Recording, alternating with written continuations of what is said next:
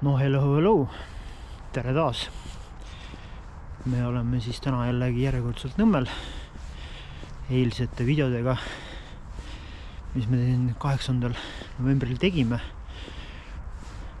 Oli siuke teema, et õhtul läks väga pimedaks ja juba enam ei olnud mõtet teha.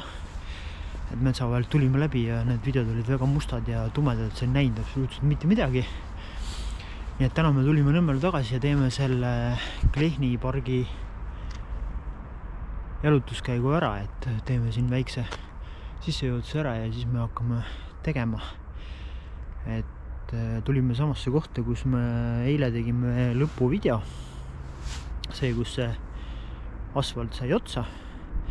Et siit hakkame siis pihta keerama kaamera uuesti teistpidi, kui me lõpetame selle sissejuhatuse ära ja siis me näitame, kus kohast me hakkame. Ja siis lähme, täna äkki saame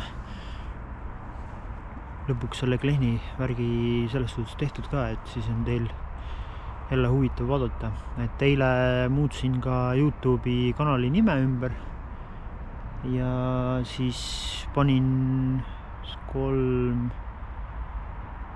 või 5 videot vist läks üles, et ma nüüd täpselt ei tea, ma nüüd võin natukene eksida. Aga jah, võt nii et aga seniks stay tuned ja over and out.